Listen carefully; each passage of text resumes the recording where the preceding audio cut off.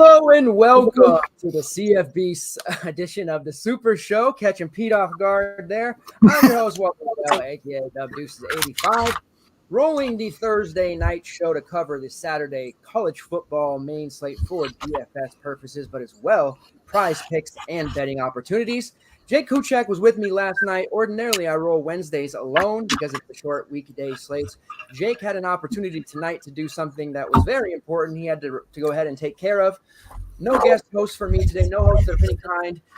2 weeks ago, I had my man Pete on. It was a very good show. In fact, I think we did quite well on the slates. People made money as well. So we had to do it again and run it back and get him on here again. The man's super busy. He's an intern. He's working for, 15 other sites. I think he even is a veterinarian or something. No, I'm just kidding. But I'm glad that you're joining me again today, Pete. We get together and we do good things for ourselves and everyone else. So really happy that you decided to join me once again, and hope you're ready to break this down and kick some ass. How are you? What's up, Walter? I'm doing well. And that was one of my better weeks. I think it was 2 weeks ago. That was one of my better weeks I've had in a while. And it's a tricky one. I just got off one show. I was ready to talk about it again. The more we talk about it, I guess the more it's going to make sense. Sean Tucker week, Syracuse upset Notre Dame. You heard it here first. Well, I guess they're not upsetting because they're favorites, but 2.5. That's that line. Speaking it's of, a weird line. It's weird. Yeah, it's like a trap. I have Syracuse. I did bet that one, but I feel like I'm walking into a trap because it's a trap. Like they'd be like 7-point favorites or something. I don't know. I think they're better than Notre Dame, right? But 13 game slate on DraftKings. We will focus primarily there.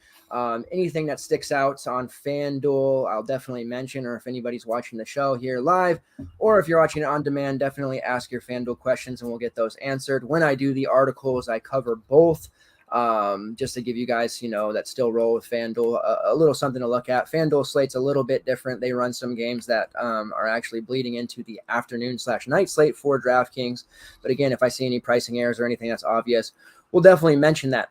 Make sure that you guys smash that like button as well as interact with us throughout the night on the show. It helps our show actually be seen through the YouTube algorithm with more, views, the more interactions. Then the computer itself starts to push it out in front of other people. So please make sure that you do that, whether you're watching live or on demand. We are going to go position by position tonight, but like what we did last week with Jake and I, we decided to do a little bit different in terms of we'll talk about 3 of our favorites at each position. And then at the end of that, before we move to running back, we'll kind of spitball and kind of, roll back around the player pool and mention anyone else that we might be looking at for GPPs or somebody to, just because they're not our favorite 3, someone to still possibly have exposure to and like. And then again, we'll do that with running back, wide receiver. We'll give a 3-man core, mention a couple of prize picks, and then like I like to do, I give a couple of betting stuff. There is, Pete, I didn't tell you this yet, but DraftKings, on the reservation where I live, the Native American reservation, they have a casino there, and they have a DraftKings sportsbook inside that casino now. So I can do a little bit of prop betting. Really? And sports betting. Yeah, I'm kind of excited. So I got to get in there and check it out. We lasted 2 weeks in Florida at the Seminole. So. Oh, okay. Nice. 2 weeks and they pulled it. Damn, that's really weird. I wonder what happened there. Politics, I guess, huh? Yeah. I'm surprised Washington because they're so, anti everything. And I'm surprised they even went through. The only thing you can't do is you can bet on Seahawks, but you can't bet on Washington Huskies, Washington Cougars, or Gonzaga for anything. So in-state colleges are a no-go. That was the one caveat / stipulation they wouldn't allow. All right, let's dive in here. Already getting some people trickling in. We're going to start at quarterback here on the 13-game slate for DraftKings. Since you're the man of the hour, you're the guest, I'm going to start with you. There are 2 really, to me, obvious ones. I'm going to imagine that you're picking them too, but we'll see. You kick us off here, and why don't you give us your 3 favorites at the position, and we'll go from there. My 3 favorites. All right, so first of all, as my computer is loading up, KJ Jefferson. I don't care what the price. I'm all over KJ Jefferson this week. I got KJ Jefferson. After that, we are going with Max Duggan. Max Duggan is probably my QB1. do you want to break down each quarterback? Or just give me my three. Yeah. Definitely give us what you're seeing here, and okay. you know. All right, so let's start with Max. Max Duke is my guy. He's also on my top stacks because I love that TCU West Virginia stack. When Max Dugan, Johnston, and maybe running back with like a Caden Prather or somebody. We all know Dugan's got elite upside. He's definitely capable of throwing a 50 burger at us. QJ's finally hot again. Dugan's the guy. To me, Dugan's a stud right now. So I'm rolling him as my SP1. If I need to, I'm not sure if I want to pay up this week because I'm in love with all these quarterbacks. So if I'm not rolling back to Dugan, I'm going back to KJ Jefferson. I like KJ Jefferson, especially right now because KJ Jefferson's on the road. Right now, KJ is a road warrior. And if you look at KJ, I think it was his first start back in 2020 against Missouri. He had a big game. He had like 275 yards, 4 touchdowns. And then last year, his 2 best games were on the road. Last year against Ole Miss. I believe it was Ole Miss. He had like 326. He had 6 total touchdowns. And then the Bama game, he had 3 touchdowns. And then going back to this season, BYU. We had a real good game against BYU 2 weekends ago where he had career high, 367, 29 of 40, 5 touchdowns, no interceptions. I'm in love with KJ Jefferson this week. Even though I'm a Rocket guy, though, I don't like playing those guys together. But I'm leaning KJ. And then if I'm going to go with a third guy right now, I like Hartman. I can see Sam Hartman having a really good game. Of course, I'm a Garrett Schrader guy. But honestly, one guy I may end up going with is Hunter Deckers, 5'3" for Iowa State. There it is. So is you on Deckers too? And yeah. Especially with Hutch, because you got to play Hutch every week. Especially we'll get that, I guess, that with receivers. But Deckers, I'm leaning between Deckers. If you want to talk about Deckers, you can. Because I also like Will Howard. If Howard's getting to start, which we think he's gonna, because I want to pick on Oklahoma State defense. So my pool is very limited this week at quarterback. So my big decision is going to be Deckers or Will Howard. I like Will Howard because I think you can beat up Oklahoma State defense. I mean, actually, probably one of the worst defenses on the slate. They're allowing 87. They're allowing 83 plays running them each week. So definitely like Will Howard, Deuce Vaughn, like Malik Knowles take stack if you go into some GPPs. But when we see Howard's at 6'2", and then our boy from Iowa State is what's his price? What's Decker's price? Oh, he's what is he 5? Let me get up there back. 5'3", I believe. Yeah. 5'3", yep. Okay, so I guess I gotta break it down. My top pay up is gonna be Max Dugan, definitely KJ, and then either Howard or Deckers, one of the two. I like the Deckers price. So yeah, that's what I'm leaning quarterback right now. And I feel I love that pull. I feel like every week I get a little bit cute at quarterback and run these cheapies, and then of course we had Rourke, who didn't really perform all that well last week. I got a little burned by Pratt of Tulane when I really like Spears and should have played the running back instead. So here I am going back to a cheap, the cheap quarterback pool again. But inevitably, one of these high price CJ Stroud, Bo Nix, Dylan Gabriel, and Sam Hartman's always doing his thing each week.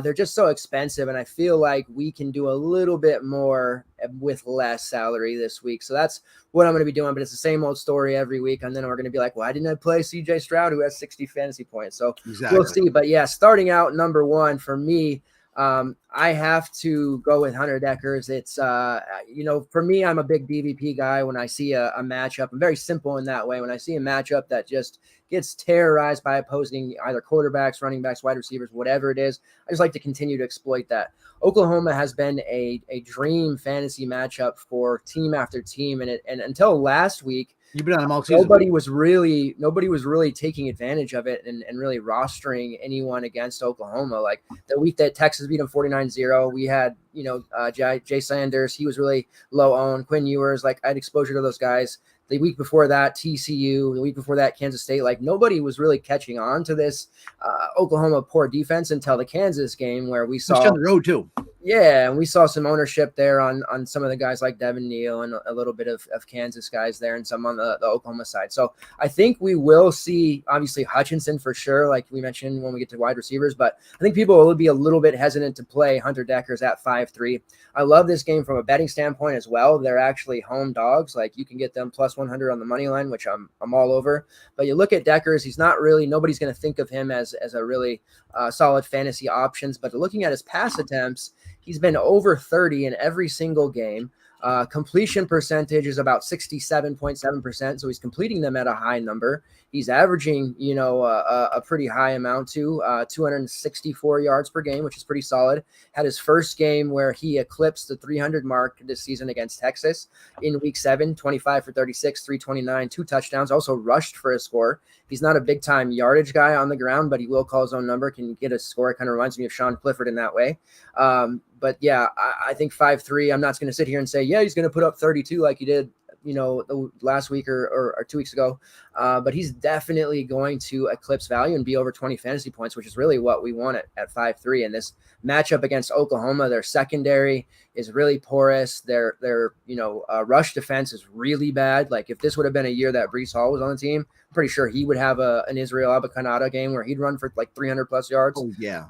It's tough though, because running back for Iowa State's a little bit difficult. But Deckers at 5-3, it's a really good spot. I got to break this curse of Rourke and Pratt mediocre performances, and I think Deckers is going to get it done for us. So he's a guy that I think I'm plugging in right away. That's going to allow me to have some salary to look at some of the other higher priced options. Running back's actually really cheap this week, and wide receiver, there's a bunch of guys in the 7K range. There's nobody really super expensive except for guys at the quarterback spot like CJ Stroud, like Sam Hartman, like Bo Nix. So I'm on Deckers. I'm with you on Jefferson. I think that's a pretty glaring misprice at 6-3. Auburn, has a reputation. They're one of those teams that's a good defense, but they haven't been in SEC play. They've actually just been getting ripped apart. And KJ is just a guy that, we know he's going to get 15 carries at minimum. We know he's going to throw the ball probably around 30 times.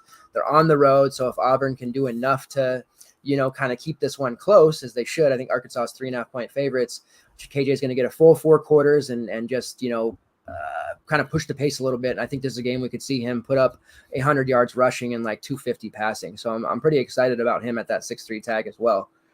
I think it's really going to come down to 2 of 3 for me. So I'm with you on Jefferson and Deckers. And then third, and I do like the call on Hacksaw Duggan. I think he's obviously a really good play. But the third guy that I think I have to look at, and you kind of just touched on it, and I want to talk a little bit about Will Howard. And then we'll kind of we'll open forum, talk about some other guys, but we're very similar here, so that's good news. But yeah, Will Howard sitting there at 6-2. Looked really good coming on against TCU. TCU's defense has been pretty horrible, but 225, 2 touchdowns. He rushed for a touchdown.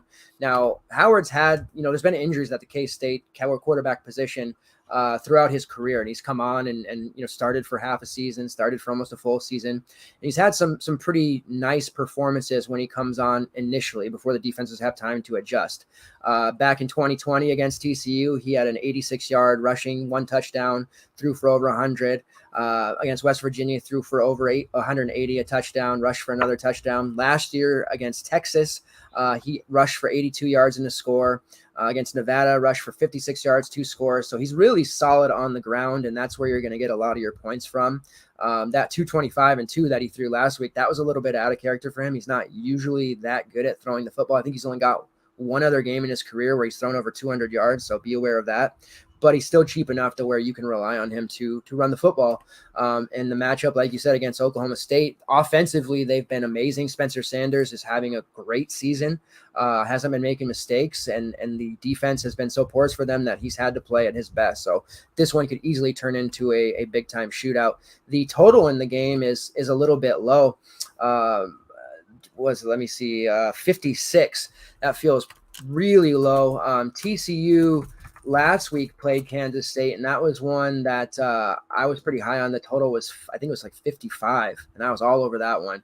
And that one hit, was it 60 plus? So I think we're in a similar situation here. So anyone that's into the betting landscape, over 56 in this one should be inevitable. And I think that Will Howard is definitely a guy to look at depending on that news.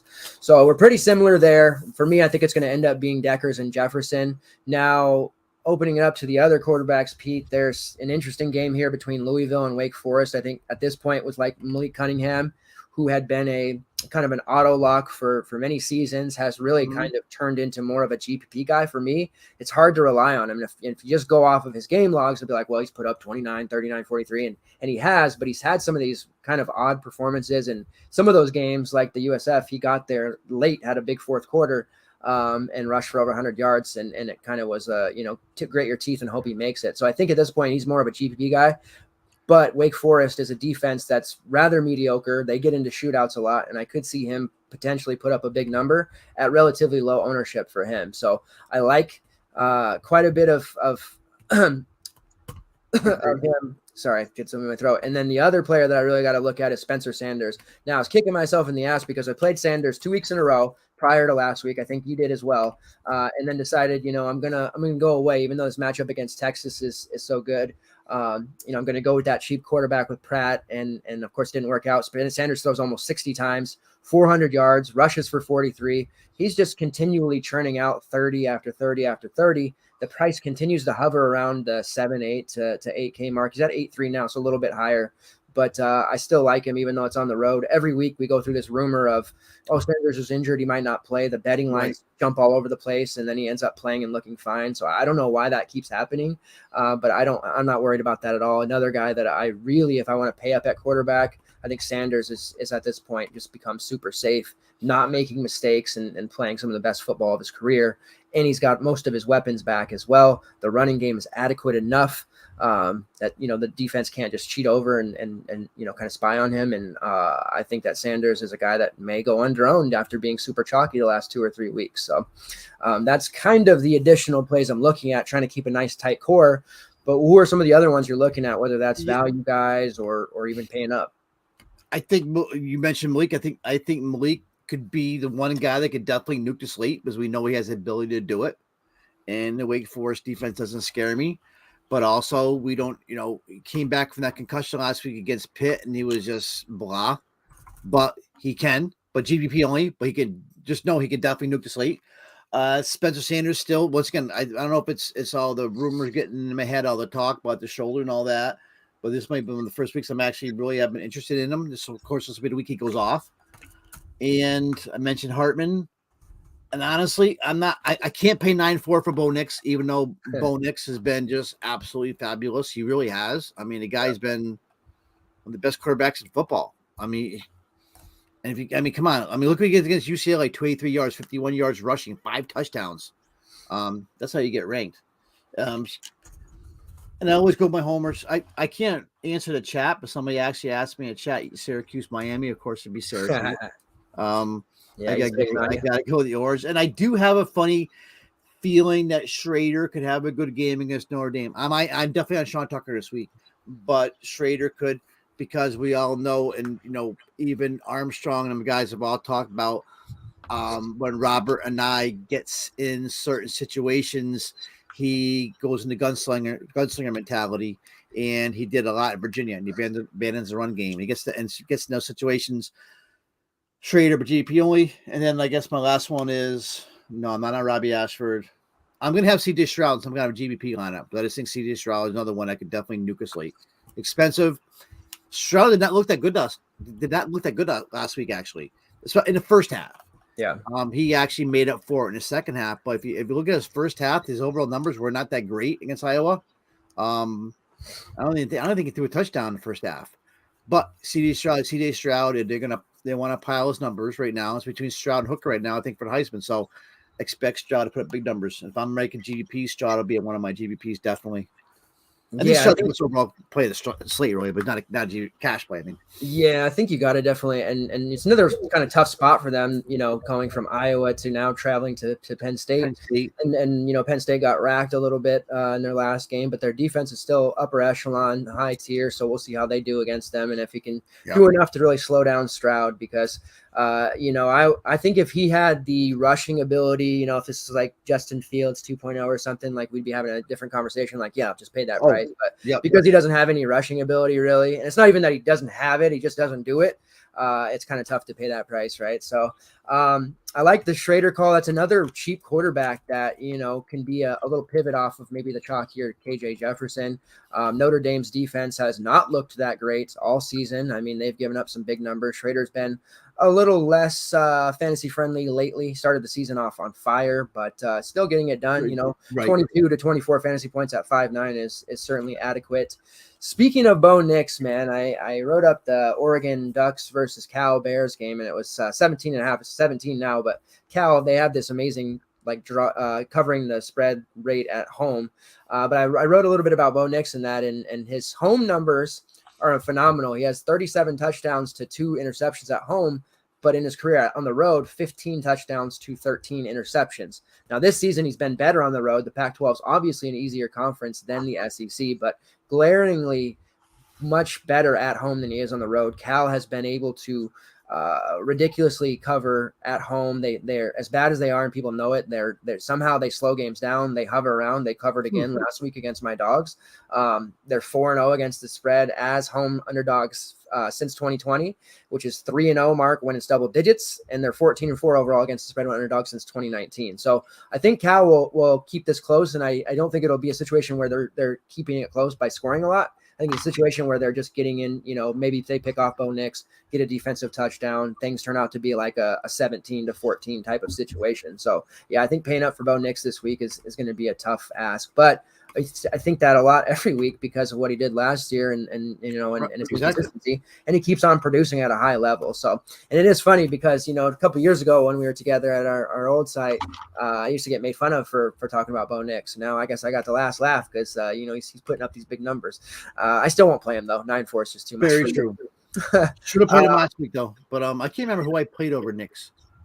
Because for me, it was DTR for me, and yeah, I would have done it. I would have done it again. I don't want to be results oriented too much there, but yeah, it was tough. I was on DTR also. Yeah, so it's all good. One other quarterback that I think I got to seriously consider for some GPP is your guy Tommy DeVito. For Illinois playing against Nebraska. I think this is a game where everybody and their mom is going to be on Chase Brown, and for good reason. He's all the running backs are underpriced this week. Like there should have been some 8K plus guys. They're all under that mark. This is a great matchup. Nebraska gives up 281 yards to the air, 191 on the ground. So pick your poison. You can beat them in a myriad of ways. And I do think Brown will get a lot of ownership and he will produce. But Tommy DeVito at 6K, another cheap quarterback. And he's a guy who has proven that he can put up numbers, 25 against Wisconsin, Iowa game. You could throw that out. Minnesota, which was a tough defense heading into that game. He threw for 252. He scored a rushing touchdown. He threw for a touchdown, 22 fantasy points. Like, this feels like a matchup where he's going to be able to sling it around. He'll probably score a rushing touchdown or two. Like, I can see Chase Brown doing all the heavy lifting because we've seen Chase Brown have some 180-yard, no touchdown games.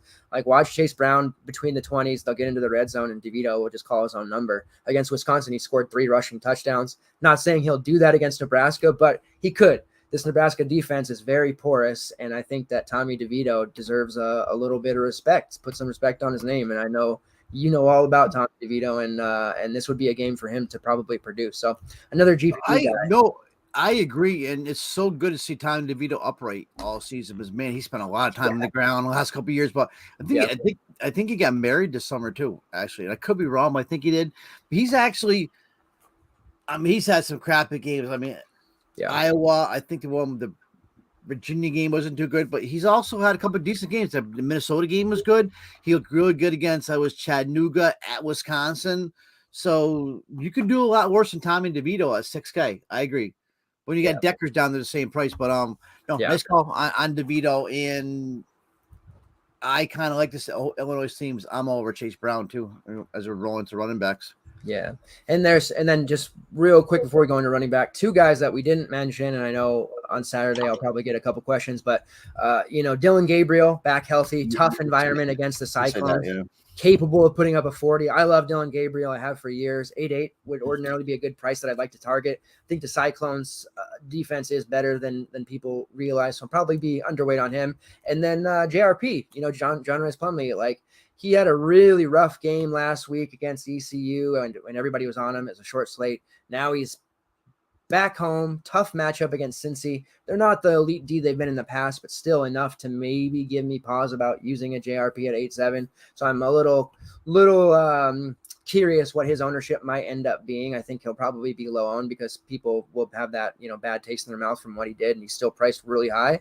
But I do want to see, Plumlee, how he responds back against a Cincy team that's definitely beatable after throwing 3 interceptions against ECU. So a couple of quarterbacks just to throw out there. All right, moving on to the running back position. This is where I feel pretty strongly that we have just a much wider player pool that I could see, running 3, even 4 guys possibly in your main build, all, way underpriced. Chase Brown, Deuce Vaughn, Mo Ibrahim is the cheapest I think he's been in forever. Sean Tucker, you mentioned, Kendra Miller, continually underpriced, always produces. Rocket Sanders, Trey Henderson is really cheap, even though that Penn State rush defense is ridiculously good. And then you've got even some cheapies down there, Lawrence Toafili from FSU, Bucky Irving's only 5'7". That's pretty cheap for him. And then an amazing matchup for the Auburn side with Tank Bigsby. So there's a lot of options. I'll kick us off here and talk about running back and my 3, then go to you. I do want to start actually with Tank Bigsby. I think he hasn't been talked about much by the industry lately. Heading into the season, looking at the Auburn roster, I was like, damn, their receiving room is really crappy. Quarterback situation is up in the air. They continue to start, poor quarterback after poor quarterback. Now they're forced to play Ashford, who's not horrible. But Tank Bigsby just hasn't been able to produce at a high level like he has in the past because of the poor O-line, poor position players, poor everything on the offensive side. But this is a matchup against Arkansas that he can definitely bounce back in. He had a really good game against Ole Miss. 20 carries, 180 yards, did score twice, so that will have some eyeballs on him. I would have preferred him to maybe play worse like he did against Georgia, so there would be no ownership. But the Arkansas matchup has turned into a pretty good one for opposing running backs. Pulling up their stats here. They're giving up about 33 points a game to their opponents. On the ground, we're looking at about 145 to 150 and 315 through the air. So their defense giving up a lot. Let me pull up now some scores. So when they played, Bama? This was the game that Jahmyr Gibbs rushed for 200 yards, 2 touchdowns. When they played against Texas A&M, that tough game, Devin Ashane rushed for 160 and a touchdown. When they played against South Carolina, they gave up 3 rushing touchdowns to 3 different guys. There wasn't a lot of yardage there, but they were allowing South Carolina to continually punch it in. We saw Dylan Johnson in Mississippi State rush for 89 yards, which in that offense might as well be 200. He scored twice. Joe Marks rushed for 52 and a score. Put those together into one running back like this situation would be. That's well over 100 yards and multiple touchdowns. And then BYU, that game was awesome. It was mostly passing. Puka Nacua scored 2 rushing touchdowns as well as a receiving. But there should be a lot of points here, and I think that Tank Bigsby is going to get slept on. That 5.4 price point is just really cheap considering his talent. Coming into the season, he was almost 8K at times. So I think that 5.4 price point is really calling to me. And at home, they got to keep KJ Jefferson off the ball, off the field. The way to do that is to run and run and run. This is turning into a nice little, game stack where Jefferson and maybe one of his receivers, Jefferson, and I know you mentioned not playing him with Rocket Sanders. I'd probably not do that, but it's not out of the question. But right. Running it back with Tank there is a really good move, and seeing how these Arkansas games turn out. The total in that one is 62, which that even feels low to me. Like I could see this one being 70, especially after what we saw from Auburn, last week against Ole Miss, or last time they played, excuse me. So that's my first running back. The matchup for Deuce Vaughn's great for Kansas State, but I think he's almost turning into a GPP guy, even though that would be better, I think, for him. But I just don't know if he's going to be there for me. Now, Mo Ibrahim is number 2, coming in at 7.3, up against a Rutgers squad that has been surprisingly decent on the defensive side. But this is Mo Ibrahim. He has officially almost reached the level that he was the last couple of seasons of his career, where he's getting, 30 plus carry or touches. The backups are just playing sparingly. Now, when he got hurt, Trace and Potts, he was getting a lot of carries in the beginning of the season. They were kind of splitting. Now Potts, who has been dealing with his own, injuries, is expected back, but with his injury history, I think they'll kind of take it slow with him. They have Bryce Williams, who had 11 carries a couple weeks ago. He's only really getting 3 to 5. And really it's just back to Mo Ibrahim, like last game, 30 touches against Penn State, rush for 102. Not a great game. They got swatted by Penn State, but they just kept running them all. They kept running them all. Yeah, that's the Minnesota that we know and love when he's been healthy. We didn't see it last year because he got hurt early in the season, but the year before, in games where Minnesota falls behind, it's just a Mo Ibrahim rush. So I think we're back to upper 20 carries with Potts back in the mix. Maybe that doesn't reach 30, but I think that with a couple of receptions, perhaps he will push closer to 30. And the 7.3 price point is the cheapest he's been in 3 years. I don't have the exact salaries from the last 2 years because I don't have all that, but I know we paid for $9K for him most of his career, over $8K. So we're getting him at 7.3 at home against Rutgers, where he's going to get a lot of volume. Man, if people aren't jumping on that, then I am going to be really pleasantly surprised. I think Deuce Vaughn and Chase Brown and all these other guys in that price point, Sean Tucker, who I'm saving for you, will keep his ownership a little bit lower, but I don't know. He's a lock and load for me at that 7.3 price point. Even if it was a tougher matchup, I'd still probably play him. And this is one of those spots for me, like a couple weeks ago with Zach Charbonnet of UCLA, 6'2" or whatever against Utah. This is when people still thought Utah was a good rush defense. And it was like, I don't care. He's too cheap. His talent's too good. He's going to get the touches. And sure enough, he rushed for, 1,000,000 yards. So I think Mo Ibrahim's just in that same spot, and we're getting him at a 2K discount than what we normally get. And then lastly, my third, there's so many good running backs, will be Kendre Miller. Going back to him, a couple of weeks ago, I was just lock and loading him. He's usually on the lower owned side. And, with Max Duggan's, emergence as this big time rusher lately and throwing a lot, Kendre's touches were down, but his efficiency was sky high. Like in that Oklahoma game where I had him, 136 yards, 2 touchdowns. Thankfully, he only had 13 carries. I was super scared because he wasn't getting the ball and I was the only one with him. Thankfully, he scored and had a big, 69-yard rush. Then we saw 18 carries after that, but he's been over 20 in back-to-back weeks, 29 last week in a game against Kansas State where they knew what they were doing. They got the little bit of lead. They had to keep Will Howard out of there. They had to keep Deuce Vaughn off the ball, and they fed Kendre the ball, and he produced 153 yards on those 29 carries, a 50-yard carry, 2 touchdowns. He's actually had 2 touchdowns in 3 of the last 4, still not priced appropriately. His price has come up since where it's been the last 3 weeks, but 6.3 still isn't good enough.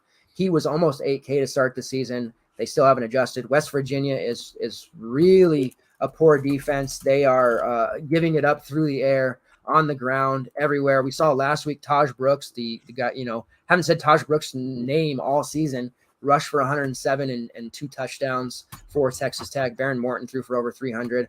The week before that, Baylor, Blake Shapen threw for 300, but still there was some rushing touchdowns that happened for Quaylon Jones. Richard Reese only had the 13 carries because it turned into a shootout, but he had over 5 YPC. Bijan Robinson rushed for 101 and a touchdown. There's just a lot of offense to be had against this West Virginia team. Jalen Daniels went off against them. Daniel Hishaw scored 2 touchdowns against them when he was still healthy. Devin Neal scored 2 touchdowns against them. So this is just a great spot for anyone on TCU. And if you don't pay up for Max Duggan like you suggested, and I think it's definitely a good call, then I think you probably want to have Kendre Miller because this offense of TCU has been awesome. They're really, I keep thinking they're due a letdown. And I thought that was going to happen last week, but they just keep producing and now they're getting an even easier opponent. So I think Kendre Miller is in line for yet another big game. So it's kind of, leaning into Mo Ibrahim, Kendre Miller, those two especially, and then Tank Bigsby as my third guy. But I also really love Chase Brown. I also really love Sean Tucker and Rocket Sanders. So it's really tough. So let's hear your 3, and then maybe I can figure out what I'm actually going to do.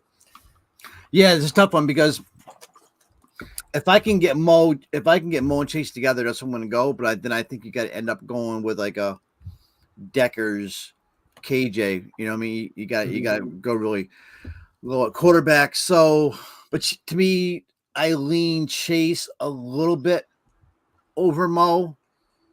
I mean, I can go either way, but I think Chase is right now. I think Chase is the best running back in football right now, personally. But it's close.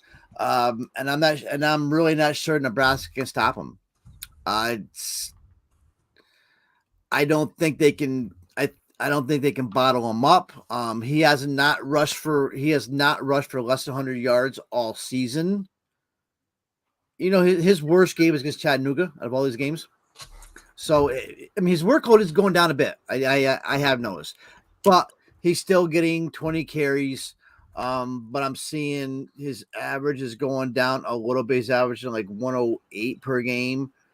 But lately, no, never mind. I read that wrong. So you got a guy that's touching the ball 27, 28 times a game, 151 average per game. The guy's a stud. He's the best to me. He's the best running back in football. So, the only way they're going to be able to hold him back is to get DeVito throwing a ball, to get Illinois behind big time, and I don't think that's going to happen. Quickly get them off the field quickly when they get the ball. That's not going to happen. So Brown's my guy. 7-5. If I need 200, if I had $200 less, I'd definitely go in Mo either way. But to me, Brown's my main guy. Sean Tucker. Sean to me is more of a gut call. Maybe I'm a homer. Call me homer, whatever you want. But Sean Tucker is going to have a big game. Guido Babbert is probably one of the worst coaching games I've seen in years. Remember that game last week for us Syracuse people, that was the biggest game we've had since '87.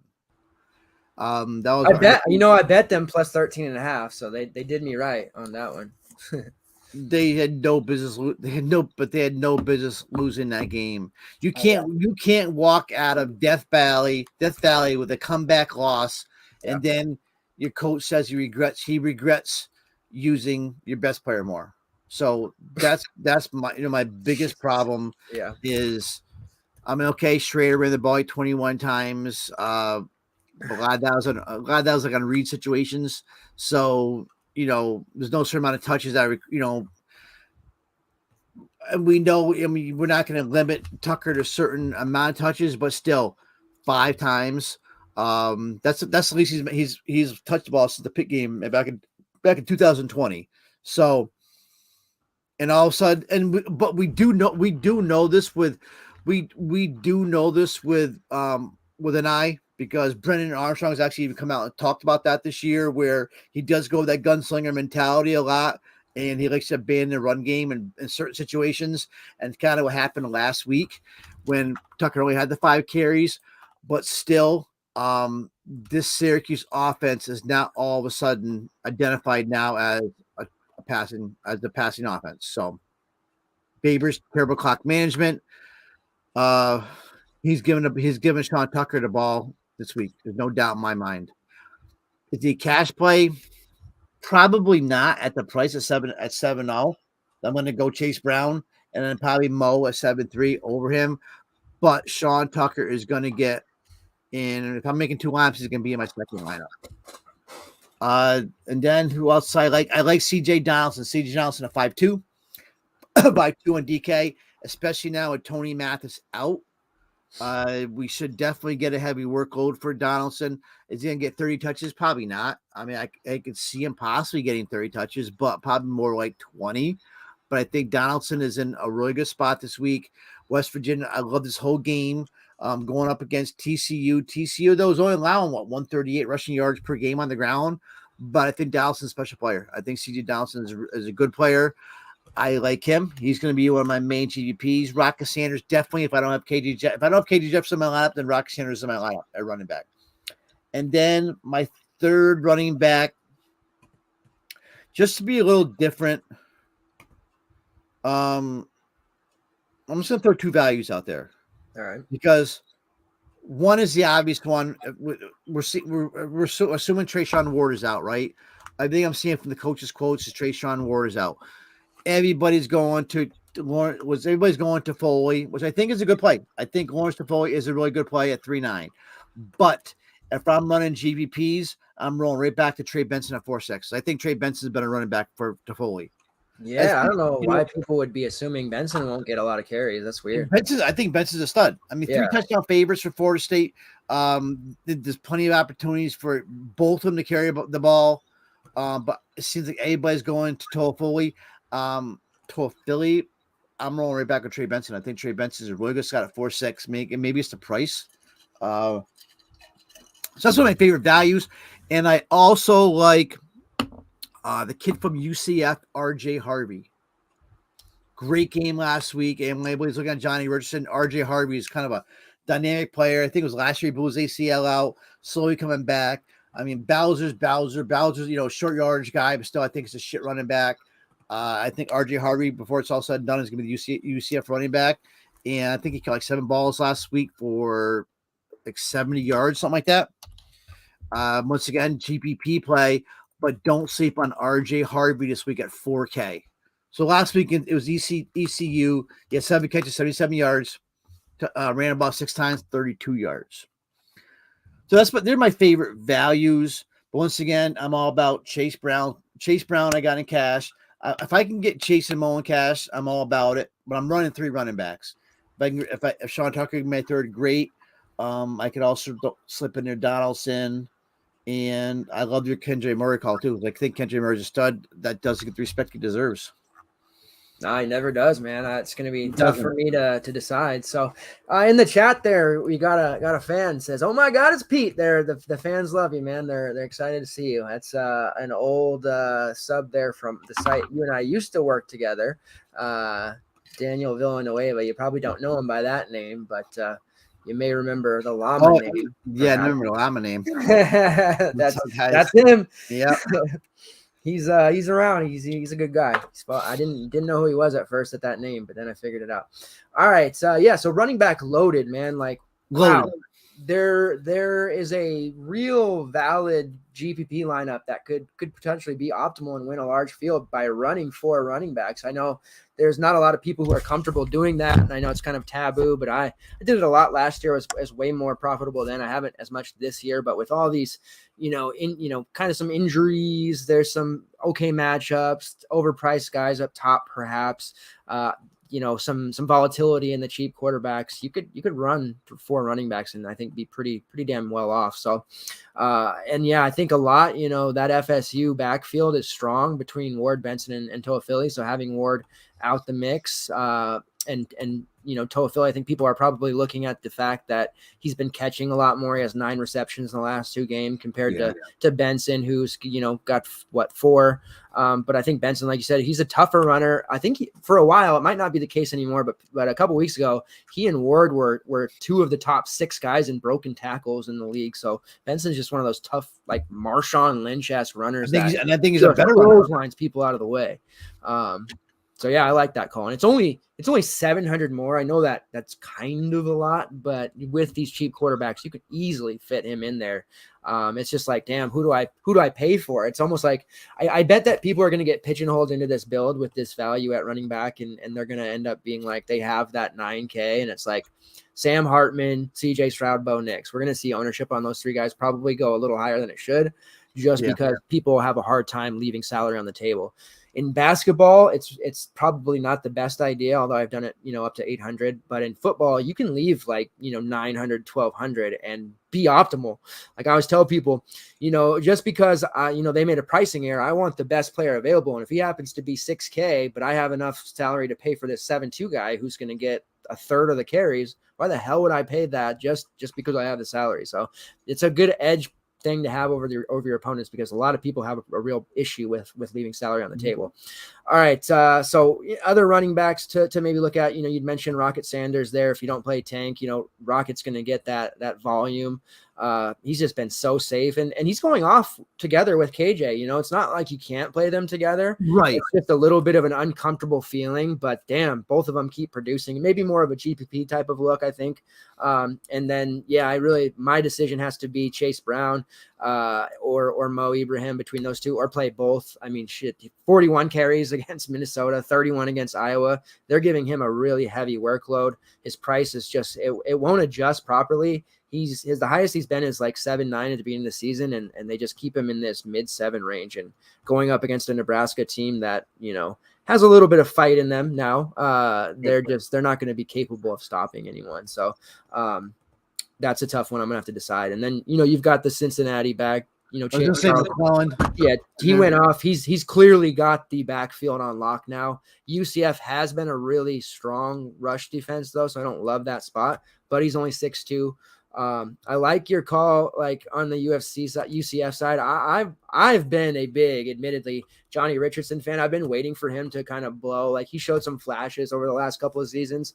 Clearly, they're just not going to give him the work. And RJ Harvey's jumped over him, it looks like, for that second spot. And he's really talented. Bowser's more of a plotter, going to score those short yardage touchdowns. And then for a while, they had Mark Anthony Richards there too. So Richardson's just kind of fallen out of favor. Probably needs to transfer at this point with JRP there, but I like that call as well. What about Deuce Vaughn? Of course, he's there at 7K. I think he's going to end up being really popular because of what he's done in his career. With Will Howard, I think we see him produce better. Adrian Martinez has really just stolen a ton of work from Deuce. Has made it hard to play him.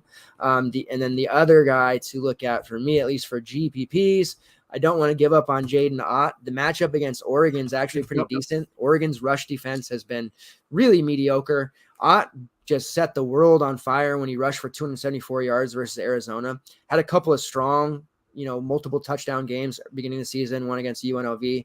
Then he had a nice game against WSU, 7 catches, 40 yards. 2 really mediocre games in 2 good spots, Colorado and Washington. Nobody will be on him. He's priced at 6'4".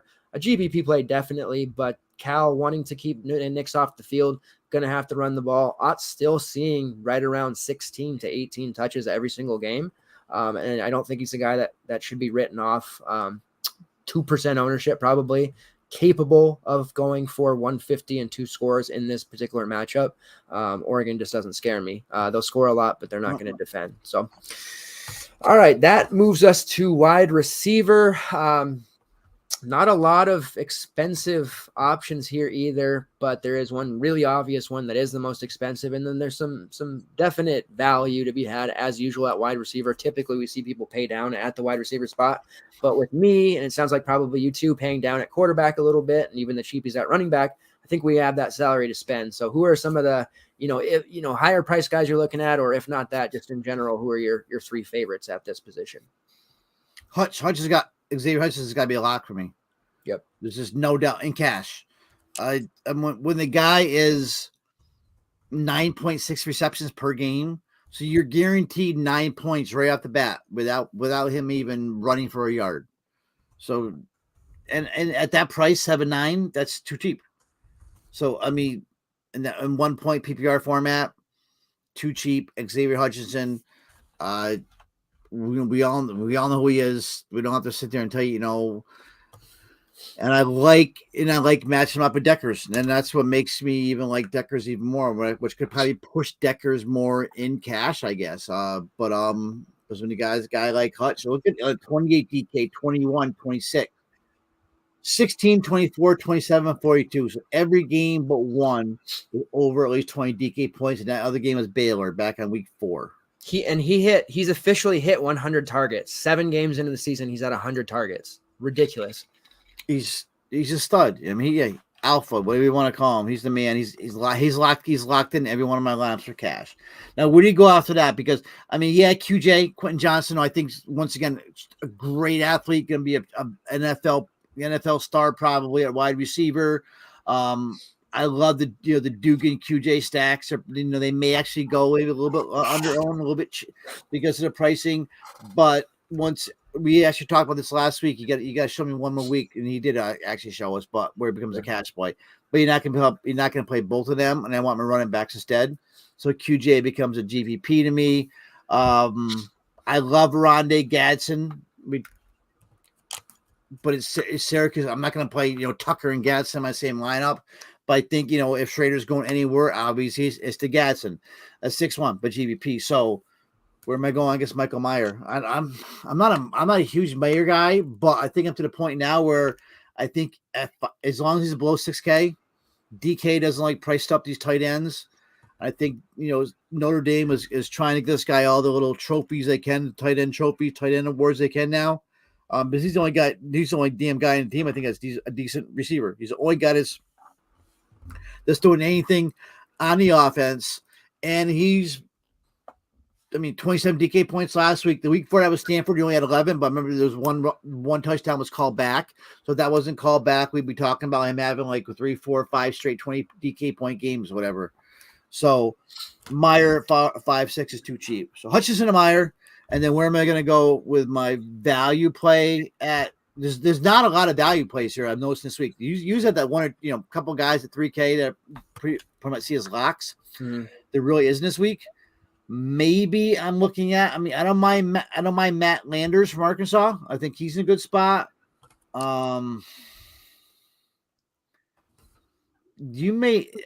don't see too much here. I really like for cheap value. So you may have to help me out here because we're gonna have to find somebody fairly cheap if we want to get our running backs in. But I'm not seeing too many guys in the 3K range. Marvin Anderson maybe for Cal. You said Noel.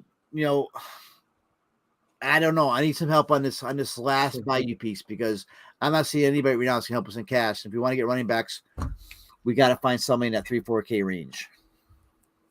Yeah, man, it's tough. There's not a lot. Usually, yeah, we're going cheap at wide receiver, and I think that we're gonna have to sacrifice a little bit and take one of those cheap quarterbacks.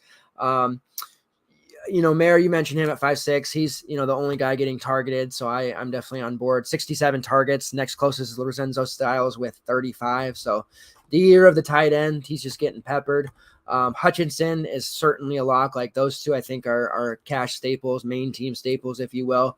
I don't necessarily have anyone in the 3K range that I'm feeling gung-ho about. I always get asked hey, who can I pair this quarterback with? Because a lot of NFL players, they come into the Discord playing college football. And I know with KJ Jefferson being one of our top guys, we're going to get asked about that. Landers at 4.8. You just mentioned him. I think if you want a pairing partner, he makes a lot of sense. If you want to, take advantage of that Oklahoma State porous defense, but you're not going to play Deuce Vaughn, you have Phillip Brooks there at 4.8 potentially. He's kind of a GPP option, but he's a little bit on the cheap side. And then looking at Cal, J. Michael Sturdivant, he's 5'2", so he's not super cheap, but he had a really nice game against my Huskies. Had him on that slate. He was pretty high owned. It was a short slate, and in the showdown, but he's taken over kind of as the WR1 the last couple of weeks, putting up 33 against my Dogs. He's been in double-digit fantasy points in every single game since week 2, has really emerged. Jeremiah Hunter, who is typically the WR1 for Cal, was out last week. He's been banged up. I think he's planning to return, but and he's been really good, but I don't know the extent of his status, but I think, I may get myself into trouble with these Cal guys, but I just think they're going to hang around a little bit. Sturdivant actually leads the team in targets in 7 games with 57, 37 catches, 445 yards, and 5 touchdowns. So the best touchdown equity there. And then another guy is Maven Anderson for Cal, another guy. Yeah, we were looking at him at 3.5. He had a nice game, 353 and a touchdown, back-to-back games of double-digit fantasy points. Plummer's looking his way a little bit more. His targets have been up. He's third on the team in targets with 34, 62% catch rate, so fairly decent there. And just, again, somebody who's they're looking at more, 12 targets in those past 2 games after having just 5 in the 2 previous. Early on in the season, he had over almost 20 targets in the first 3 games, so they were looking at him quite a bit. Catch rate wasn't great then, but he's been catching most of his targets, 6 of 8 against Colorado, 3 of 4 against Washington, and a guy that, could easily have like 4 catches, 50 yards and a touch. He's not going to be like a 150-yard guy or anything, but need somebody cheap at 3.5. I mean, Cal's, they're going to score a little bit at least against Oregon. It won't shoot out or anything, but I think Cal's they're not getting enough credit. Yes, they're a bad football team, but they have a talent on their football team, and at home for some reason under this coaching regime, they're just able to hang around with teams. So don't write them off just yet. And I think Maven is a guy that we could definitely look at. I'm Malik Knowles. Knowles, okay, yeah. That's what I was looking at the K-State guys. I mentioned Brooks, but Knowles as well at 4 or 5, cheap. Have 4 or 5 double-digit fantasy points. So one of those guys against Oklahoma State, probably better off taking one of those if Amart sits, right? Because we know how much he runs and everything. So with Howard, who does run as well, but he's at least willing to throw the football a little bit more than I think Amart is. So I think that one of those guys, potentially cheap. And then looking at Ohio State, right? You've got Egbukwa, who's been great at 6'9". We know JSN is coming back, or he came back last game. If you're going to be looking at some of these Ohio State GPP type of mini stacks, that I think there is merit definitely running them. They're an explosive offense. They're probably going to put up points, even though it's Penn State. JSN's only 6'5". I don't know the extent of what his health is. He's been out for so long. He's 5 weeks off. He came back early in one game. They said he was going to play and then he didn't. So it's kind of tough. Like if he was a fully healthy JSN matchup proof guy that we're used to, 6'5" would be a laughable price. On the road against a tough PSU squad, it's tough, man. I wouldn't be surprised if he had a great game, but I just don't know if I'm willing to take that chance with him just yet. And then on the PSU side, I kind of like Parker Washington, who the industry's given up on at 6K. Then they have to. Yeah, because he coming in the season, I thought he was going to take over the Dodson role, be the stud. Tinsley kind of did it, and then Washington's still kind of in his same role that he was in last year. He's had some decent games, but he hasn't really had that blow-up game just yet. Neither really has Tinsley, and it's kind of strange because Clifford had that game a couple weeks ago where he just went completely ballistic. And threw actually it was last game, 4 touchdowns, 300 yards, and Tinsley and Parker Washington didn't really have huge games. It was mostly spread out. So they're just kind of spreading the love out and seeing how that goes. And then, the threat of Drew Allar possibly playing, he's been, getting some time as well. So I think that constant changing and the running game that has kind of emerged has kind of hurt these guys at the wide receiver spot, but they're going to have to score a bunch to keep up with the Buckeyes. So I don't think Parker Washington at 6K is too shabby of a play. GPP wise, if you're looking at, everybody on Hutchinson, 3K less for, you kind of mentioned Jalen Noel. He had that big game a couple weeks ago against Texas, against Baylor, had a big game. He just benefits from all that extra defensive attention going to Hutchinson. If we think Deckers is going to have a big game, 300 plus yards, Hutchinson is going to get his 150 and Noel is probably going to be close to 100 as well. And that Oklahoma defense is prone to making mistakes and kind of missing assignments. They'll probably, send 3 on the side of Hutchinson, and Noel will be running down the field wide open for like a 70-yard bomb at 4.6. If he does that, you're feeling pretty damn good. Yeah. And they have enough weapons, like the Colorado kid, Dimitri Stanley, the transfer. He's been coming on lately.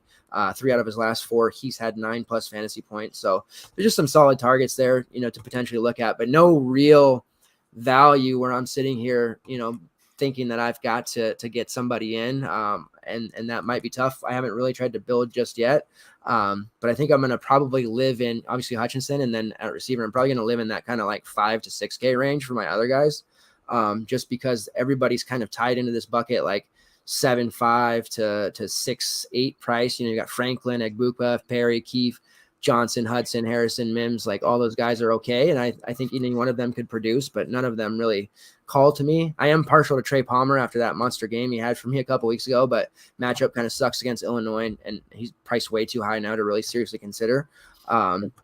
I guess we could look at, if we're going to talk about anyone, maybe somebody like a DeVito stack with one of his receivers, maybe like what's the kid's name? Not Juice, but Brian Hightower at 4.6. Yeah, he's had some pretty nice games. He hasn't been catching many touchdowns, but he's had a couple of 5 for 50s and 3 for 60s.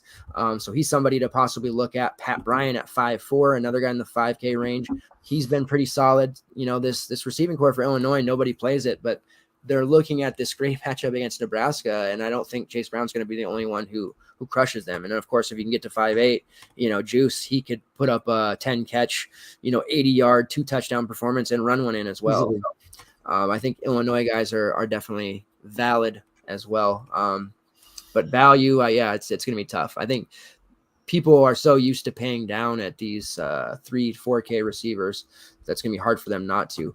One other guy, Marshawn Ford at 4.2, kind of came back on the scene lately. He was Malik Cunningham's old standby target for the past couple of seasons. Last couple of weeks, he's come on after being non-existent. 4 catches for 37 yards against BC, 493 and a touch against Virginia, and then 227 and a touchdown last week. So 4-2 against Wake Forest in a game that there's going to be points scored, he could be used as well. But nobody that I'm feeling super, super confident in all the way down there. I think I'm definitely going a little bit on the cheap side at quarterback and then working my way from there. That's right. I'm going exact same strategy. So I just think there'll be that salary left over that hopefully it keeps Decker's his ownership, because people are going to be playing KJ Jefferson, I'm pretty sure. So, yeah. All right. So core wise, let's get into this here. I'll start quarterback. It's going to be Deckers. I have to keep abusing that Oklahoma matchup. I had been targeting against it, and the 1 week I didn't was the Ewers game. It ended up okay because I had, I believe I had like Will Rogers and Sanders, so I ended up fine. But still, I felt bad about it because how cheap he was. I just got to keep riding that matchup. So Hunter Deckers, Xavier Hutchinson, pairing those two together, obvious core. And then at running back, I am kind of struggling on picking the one that I want to refer to as my core. But I think I'm just going to ride the low price Mo Ibrahim at 7.3, but he's kind of 1A to my Tank Bixby 1B. So what about you? KJ, definitely KJ Jefferson is my main quarterback, and he'll be in pretty much all my lineups. And then my running back is, even though I do like Mo, I'm probably getting chalky here though, but Chase Brown is my main running back. I'm chalky, and I got Hutch. So to be a little bit different out of all these guys, the one name going to be different is probably Sean Tucker. I'm going to Sean Tucker in probably my main cash lineup. It's probably somewhere with Chase Brown. He may end up taking Mo's place. So KJ, Hutch, Chase Brown, and I'm throwing Sean Tucker in there also, so not so chalky. I love it, man. Tucker could easily be the one that goes off. People kind of forgot about him this year because Schrader's been passing so much more, but this is a game for him to bounce back. All right, so we're going to move into prize picks, but before we do, Alex says there's a special place in hell for what Utah did to the DFS world tonight. Yeah, going into this weekend, there's going to be some tomfoolery, some shenanigans. Utah beat writers really screwed with us tonight, Pete. I don't know if you played the slate, but I know about it. Tavian Thomas, the rumors of him being out, and it became true. He was out. Then Micah Bernard not warming up, then warming up, then not. Bernard played though a little bit though, right? Was that? Bernard did play. Did play, right? Let me see. I haven't watched that one. I ended up switching to Glover, and he scored, so that worked out. But yeah, it looks like Bernard's ran the ball 3 times. Yep. And then it comes out that Cam Rising's not playing. And now he's 90%, so he's not going to decide anything for you in cash or whatever if you did play that on this short slate. But had we been told that before, those of us who pay attention, we could have swapped off. It would have been pretty much an auto cash because 90% of the field with him. I mean, how did they not see Cam Rising not like warming up, not dressed, not having his pads on? Like he had a penny on. He had a penny on, so I guess that means he had his pads on, I guess. I don't know. Penny's one of those practice jerseys, right? But they have like 5 or 6 different beats who are tweeting constantly, and then there are 3 others who are like involved.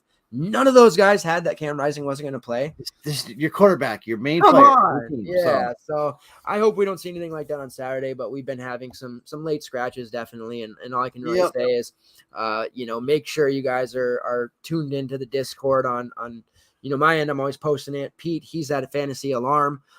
He's always, posting his stuff in the Discord and keeping his guys up to date. He's very, very tuned in on what's happening in social media. Him and I used to work together at another site, and we were always, if I wasn't getting it, he was getting it. If he wasn't getting it, I was getting it, and we're posting all that stuff. So whether that's tweeting it or in the Discord, wherever, make sure you guys are tuned in. And it's important, because I'm telling you this.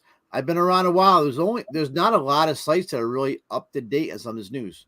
You think, at the end, you think you use it because they have you there. A lot of sites don't have that, so it's good to have that up to date Discord news. Yeah, and I always say like that's worth the price of the stuff. Like we have these articles, all this other stuff is great, but just not having to do, because a lot of guys are at work and not having that time to check yourself. Just being able to go in the Discord, got a tag from, I tag everyone when something happens like tonight, like, Micah Bernard's not warming up, go to Glover, like, being able to switch over and do that, where a lot of people are either missing that or too close to lock to really process it.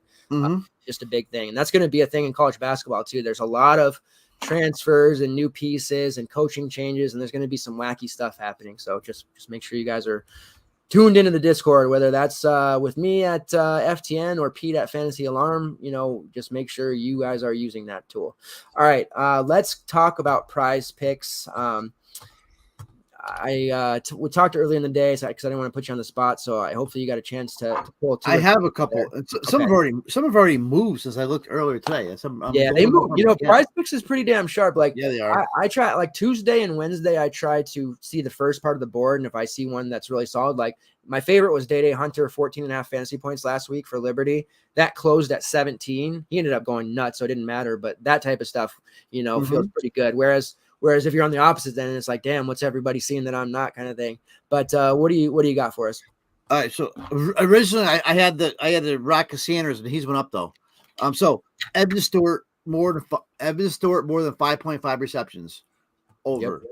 Like it. I see Jaden Reed's now up to 5 receptions. I like to read, and but he went up a little bit. I'm going to keep mentioning Sean Tucker. What is Sean Tucker's now? I had a 1.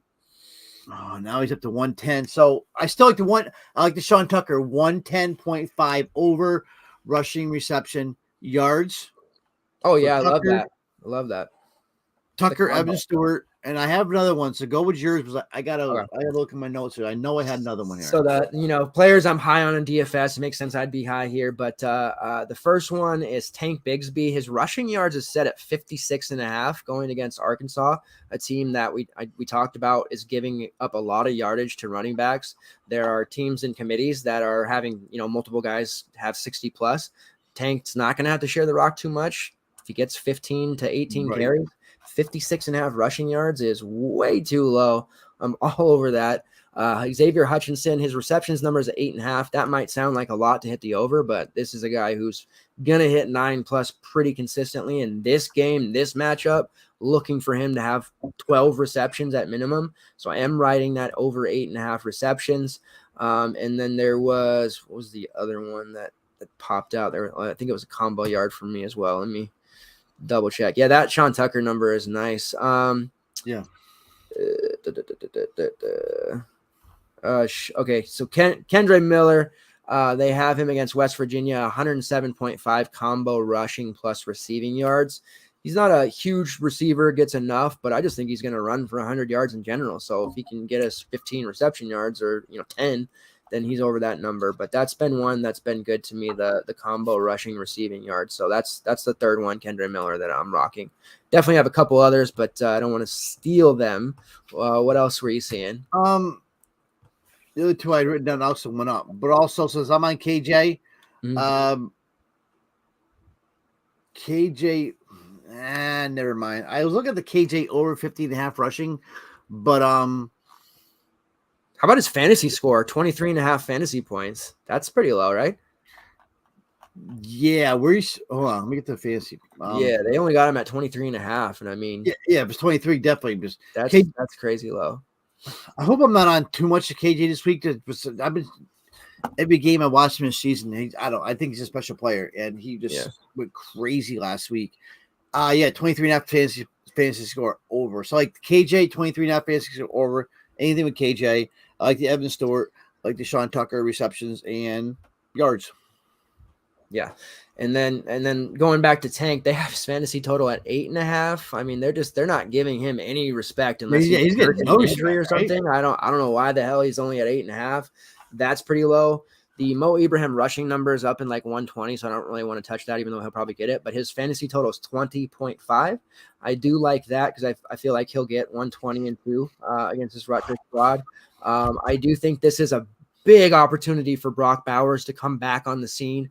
Haven't really been talking about him. Georgia's been sleepwalking a little bit in their games, and it's so spread out. They have him set at 12.5 fantasy points. They're finally getting an opportunity to play a team that's solid. They're pretty big favorites nonetheless, but with the way he scores rushing touchdowns, big receiving touchdowns, just in general, I think the 12.5 fantasy points.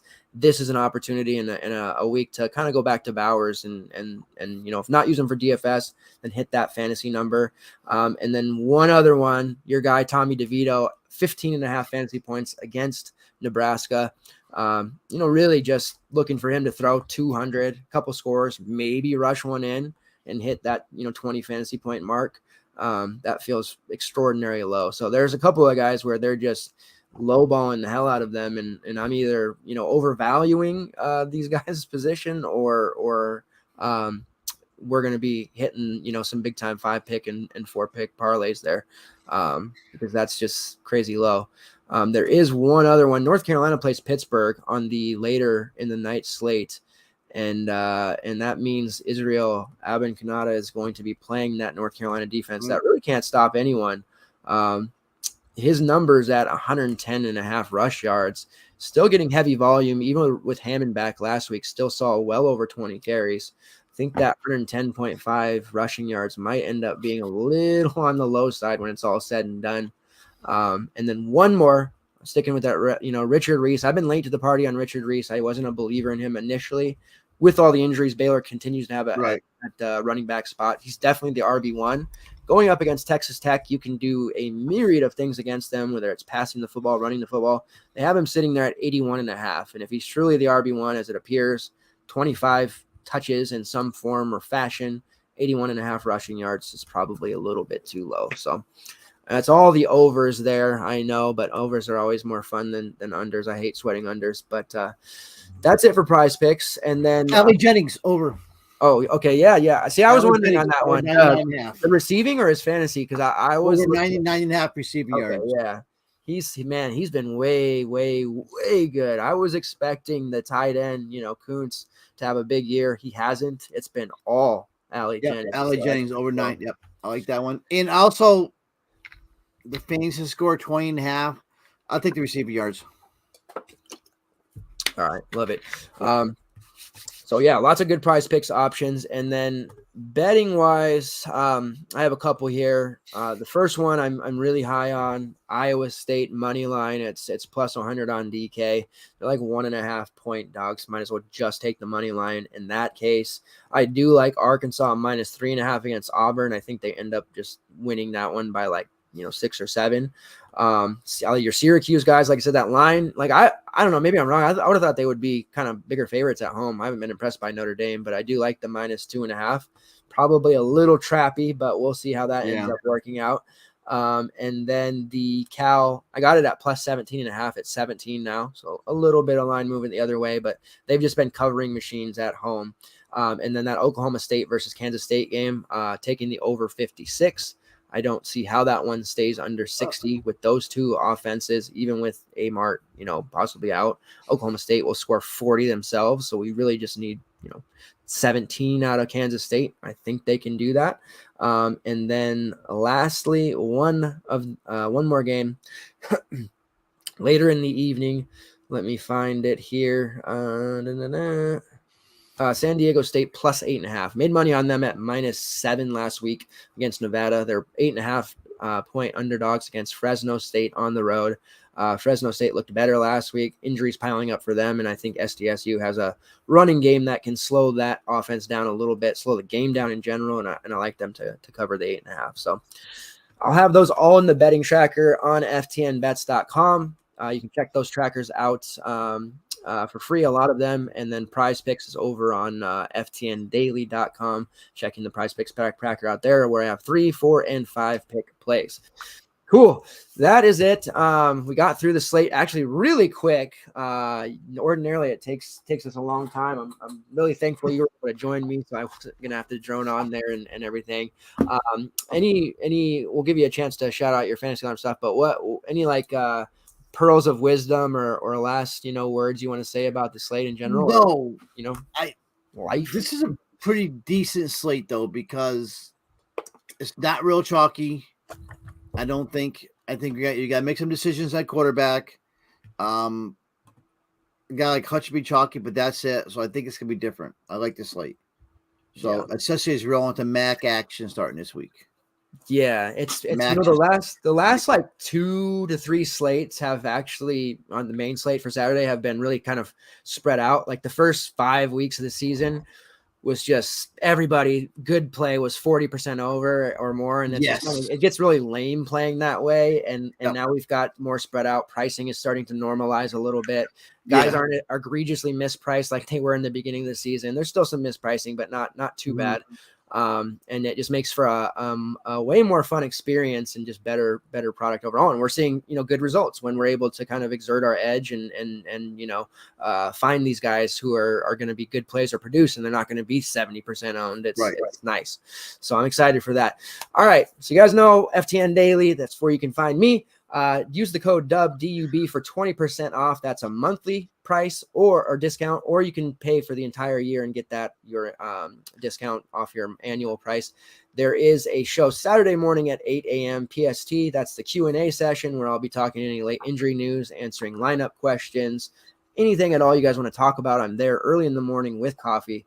And then starting Sunday night, I will be previewing college basketball, starting with the Big East. Monday night will be ACC, which is Halloween. And then Tuesday night we'll be covering the Big 12. Then a couple of days of college football, and then starting the following Sunday, we'll have a preview show for Pac-12, SEC, and Big 10. And then we're banned. We're right into November, and we're into CBB slate. So it's here. It's crazy, and I'm going to be grinding so hard and already barely sleeping, and it's going to be nuts. But as John Rothstein says, we sleep in May, Pete. So no rest for us. So less than 2 weeks away is college basketball. Yeah, man. We're looking at first game on Monday, November. What is it? 7th, I think. So it's crazy. Yeah. It is. And I'm sitting here nodding off here. I'm just getting off MLB, and I would love to have a little break, but this is the best time. This is the best time of year. College football and college basketball, both at the same time. Yeah. It doesn't get any better than this. So it's, to me, November is the best time. Goes to Thanksgiving, I'm into Christmas, and then, little doldrums in January, February, but then this is the best time of year. College football, college hoops. So I love it. Yeah, that November, that first month of college basketball, it's like if you know any of the players or rotations or anything coming into it, man, just huge. And everybody's looking at NFL on Thanksgiving, but you got some college basketball in those days, and it's a fun slate. So people can find you at Fantasy Alarm, Pete, and I know you're doing radio stuff and everything else. Fantasy Alarm, fantasyalarm.com. Yep. And then what about your Twitter, all that stuff? Plug everything. Plug it all. Yeah. I don't even know my Twitter is anymore. At YFC Sports, at YFC Sports Pete. You find me Fantasy Alarm. You also find me your Fielder's Choice, but Fantasy Alarm, I'm doing MLB, baseball, college football, college basketball, and of course NFL. So yeah, I'm busy. And that's pretty much it. I just started my internship as a mental health counselor. So nice. I'm not getting no sleep. So it's. And that has good the counsel I am right now, but best time of year right now. This is the best time of year. Seriously, you might have to kind of counsel yourself some of these tilting slates, man. That's a good position to have playing DFS. It's true. And I said I deal all day counseling addiction issues and stuff. And wow, it's just it's a long day. But this is my release, and yeah, it's 1:00 in the morning in Tampa time, and I'm still rolling. This is my third show in the last 3 hours. I love it, man. You never stop, and you do a great job on all of it. And so you gave me a break tonight, though. You did a lot of talking. You gave me a chance to relax a little bit. So. But yeah, man, with college basketball coming up, we'll link up again. Appreciate you. Thanks for everybody who watched the show. Make sure you follow Pete on Twitter and check out his stuff at Fantasy Alarm. This guy's on XM Fantasy Radio all the time as well, in Arizona and New York and everywhere else. It's crazy. All right, well, best of luck, guys. We'll see you Saturday morning. Thanks.